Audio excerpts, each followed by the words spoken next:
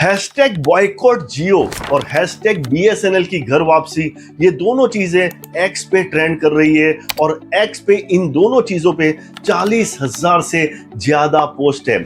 जियो, Airtel और Vodafone ने अपने चार्जेस 20% तक बढ़ा दिए हैं और इसको लेके लोगों में बहुत ही ज्यादा गुस्सा है। क्या लोगों का ये गुस्सा सही है या गलत? क्या जियो, एयरटेल और वोडाफोन का 20% तक चार्जेस बढ़ाना सही है या गलत? देखेंगे हम आज के इस वीडियो में। वीडियो डिजिटल इंडिया के फ्यूचर के लिए बहुत ही ज्यादा इंपॉर्टेंट है और वीडियो बहुत ही इंटरेस्टिंग भी है, तो इस वीडियो को अंत तक देखिएगा।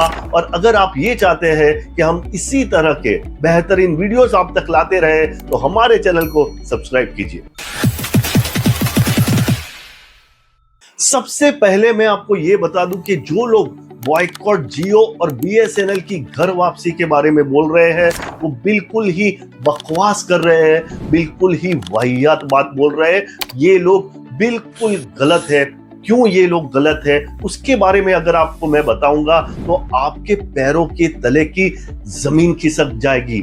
ये जो कंपनियां हैं जियो, एयरटेल और वोडाफोन, ये बोल रहे हैं कि हमारा एवरेज रेवेन्यू पर यूजर जो है, ARPU जो है वो 180 रुपए का एवरेज है, जो बहुत ही ज्यादा कम है।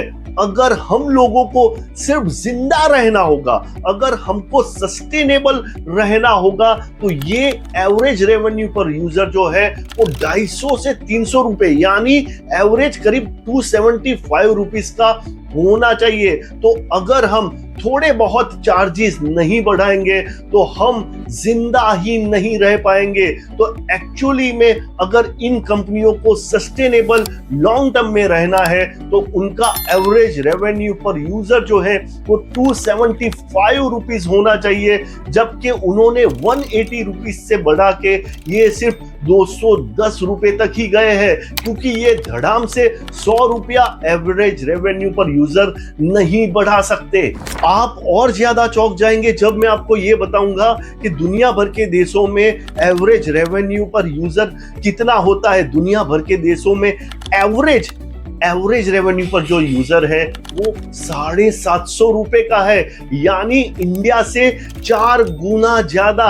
ये तो मैं ARPU का एवरेज बता रहा हूं, हाईएस्ट तो और भी बहुत ज्यादा है। चाइना जैसे देश में एवरेज रेवेन्यू पर यूजर वो है 580 रुपया, अगेन हमसे 3 से 4 गुना ज्यादा। यानी जियो, एयरटेल और वोडाफोन बोल रहे हैं कि हमारा जो ARPU है वो 180 रुपए से अगर हम 250 रुपए तक नहीं लेके गए तो हम मर जाएंगे। पिछले 15 से 20 सालों में आपने देखा होगा कि टेलीकॉम की बहुत सारी कंपनियां इंडिया में इसकी वजह से ही खत्म हो गई, क्योंकि इंडिया के यूजर को कौड़ियों के भाव पे टेलीकॉम की सर्विसेज मिल रही है। पिछले 20 सालों में टाटा इंडिकॉम खत्म हो गई, डोकोमो खत्म हो गई, यूनिनॉर खत्म हो गई, एयरसेल खत्म हो गई, रिलायंस कम्युनिकेशन खत्म हो गई। ऐसी 10 से 12 टेलीकॉम की कंपनियां खत्म हो गई है। तो जियो, एयरटेल और वोडाफोन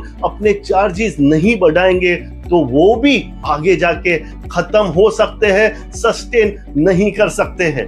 इन सब कंपनियों का खत्म हो जाना क्यों टेलीकॉम इंडस्ट्री के लिए, भारत देश के लिए और सभी कस्टमर्स के लिए एक बैड न्यूज है। देखिए, जो टेलीकॉम इंडस्ट्री है वो बाय नेचर ओलिगोपॉली है। ओलिगोपॉली यानी इसमें 6 से 7 प्लेयर होने चाहिए, क्योंकि टेलीकॉम इंडस्ट्री में बहुत ही ज्यादा इन्वेस्टमेंट लगता है तो हर कोई इस इंडस्ट्री में एंटर नहीं कर सकता है। लेकिन जब कोई इंडस्ट्री ओलिगोपॉली होती है तो इसके बहुत सारे फायदे होते हैं। सबसे पहले तो इस इंडस्ट्री में अच्छी खासी कंपटीशन रहती है तो कस्टमर्स को फायदा होता है, प्राइस कंपटीशन भी होती है। कंपटीशन की वजह से बहुत सारे इनोवेशंस होते रहते हैं तो इंडस्ट्री ओवरऑल ग्रोथ करती रहती है। दूसरा, चेक्स एंड बैलेंसेस भी बहुत सारे इंडस्ट्री में रह सकते हैं, क्योंकि ये 6 से 7 जो प्लेयर होते हैं वो बड़े प्लेयर होते हैं, तो वो सब साथ में आके गवर्नमेंट के साथ लड़ सकते हैं। तो ओवरऑल इंडस्ट्री हमेशा ग्रोथ करती रहती है। लेकिन इंडिया की टेलीकॉम इंडस्ट्री का प्रॉब्लम ये है कि ये धीरे धीरे करके ओलिगोपोली से डिओपोली में कन्वर्ट हो रही है।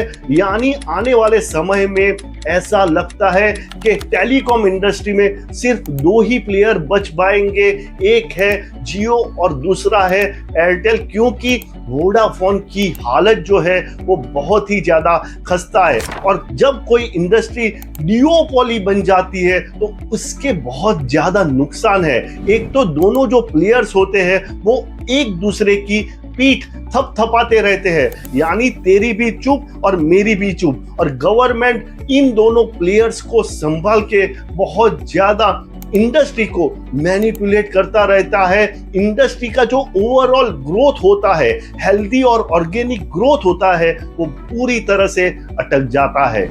आप पूछोगे कि टेलीकॉम कंपनीज को सरकार से लड़ने की क्या जरूरत है। देखिए, जो सरकारें हैं वो टेलीकॉम इंडस्ट्री को एक सोने के अंडे देने वाली मुर्गी के हिसाब से देखती है।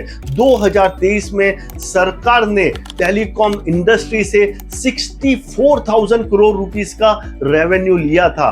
2024 में ये रेवेन्यू बढ़ के हो गया 94,000 करोड़ रुपीस का, यानी सरकार का टेलीकॉम इंडस्ट्री से जो रेवेन्यू था वो एक ही साल में 40% बढ़ गया। 2025 में सरकार का ये टारगेट है कि वो टेलीकॉम इंडस्ट्री से 1,20,000 करोड़ रुपीस का रेवेन्यू ले, यानी सरकार सिर्फ 2 साल में टेलीकॉम इंडस्ट्री से टोटल रेवेन्यू डबल कर देना चाहती है।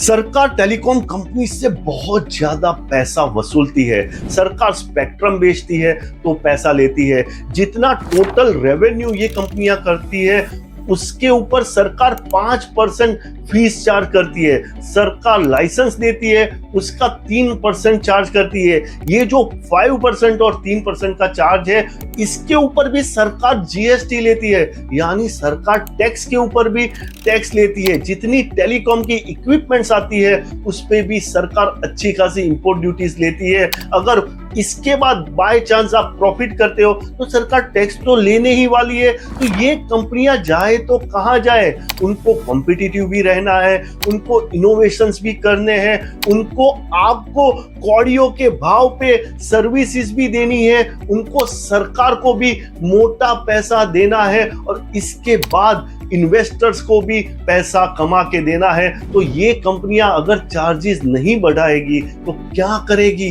दोस्तों, हमें हमारी टेलीकॉम इंडस्ट्री को किसी भी हाल में बचाना पड़ेगा, क्योंकि टेलीकम्युनिकेशन आज देश की लाइफलाइन बन गया है। चाहे स्पेस रिसर्च हो, सॉफ्टवेयर हो, मेडिकल हो, डिफेंस हो, जॉब्स हो, एजुकेशन हो, हर चीज में टेलीकम्युनिकेशन के बिना काम नहीं हो सकता है। क्या आप अपने मोबाइल के बिना रह सकते हो? नहीं रह सकते। तो यही समझ लो कि टेलीकॉम हमारे डिजिटल फ्यूचर के लिए बहुत ही ज्यादा जरूरी है। इसलिए इन कंपनीज के इंटरेस्ट को बचा के रखना हमारे लिए बहुत ही ज्यादा जरूरी है। टेलीकॉम कंपनीज ने सरकार से इस बार एक डिमांड की है। ये कंपनियां बोल रही है कि टेलीकॉम का इंफ्रास्ट्रक्चर तो हम बनाते हैं, लेकिन इस इंफ्रास्ट्रक्चर का यूज करके जो कंपनियां सबसे ज्यादा पैसा कमाती है वो है सोशल मीडिया की बड़ी बड़ी कंपनियां, बड़ी बड़ी टेक्नोलॉजी की कंपनियां, यानी गूगल हो गया, इंस्टाग्राम हो गया, फेसबुक हो गया, एक्स हो गया, व्हाट्सएप हो गया। ये जो सोशल मीडिया की बड़ी बड़ी कंपनियां हैं वो इसी इंफ्रास्ट्रक्चर का यूज करके बहुत ज्यादा पैसा कमाती है। और इन कंपनियों की वजह से जो टेलीकॉम का इंफ्रास्ट्रक्चर है उस पे बहुत ज्यादा ट्रैफिक आता है, बहुत ज्यादा स्ट्रेस आता है। तो क्यों ना इन कंपनियों को जो हम फीस देते हैं उस फीस का एक हिस्सा शेयर करने को बोला जाए। और मेरे हिसाब से टेलीकॉम कंपनीज की ये जो डिमांड है वो बिल्कुल ही सही डिमांड है, क्योंकि इन बड़ी बड़ी टेक्नोलॉजी की और सोशल मीडिया की कंपनियों को टेलीकॉम कंपनीज का जो फीस है उस फीस में से एक सर्टेन अमाउंट शेयर करनी चाहिए। टेलीकॉम कंपनीज की दूसरी ये डिमांड है कि जो आप 5% फीस लेते हो और उस पे जो जीएसटी लेते हो वो गलत है, ये जीएसटी आपको नहीं लेना चाहिए। उनकी तीसरी ये डिमांड है कि टेलीकॉम की जो इक्विपमेंट्स है उस पे आप बहुत ज्यादा इंपोर्ट ड्यूटी चार्ज करते हो, तो ये इंपोर्ट ड्यूटी भी हटा देनी चाहिए। ऐसी बहुत सारी डिमांड्स टेलीकॉम कंपनीज ने सरकार के सामने इस बजट में रखी है। अगर सरकार एक स्ट्रॉन्ग डिजिटल इंडिया बनाना चाहती है तो सरकार को टेलीकॉम कंपनीज की इन डिमांड्स को मानना होगा। और जो लोग बॉयकॉट जियो और बीएसएनएल की घर वापसी जैसी चीजें एक्स पे लिख रहे हैं उन्हें हमें एजुकेट करना होगा। आशा करता हूं ये वीडियो आपको पसंद आया होगा। इस वीडियो को ज्यादा से ज्यादा लोगों के साथ शेयर कीजिए, जिससे सबको पता चले कि इंडिया की टेलीकॉम इंडस्ट्री किस प्रॉब्लम से गुजर रही है और इसको बचाना हमारे देश के लिए क्यों इतना ज्यादा जरूरी है। अगर वीडियो पसंद आया है तो वीडियो को लाइक कीजिए, और अगर आप ये चाहते हैं कि हम इसी तरह के बेहतरीन वीडियोस आप तक लाते रहे तो हमारे चैनल को सब्सक्राइब कीजिए, और सब्सक्राइब करते टाइम बेल आइकन दबाना बिल्कुल ना भूले। अपडेटेड रहिए, इन्फॉर्म्ड रहिए, क्योंकि दुनिया बदल रही है।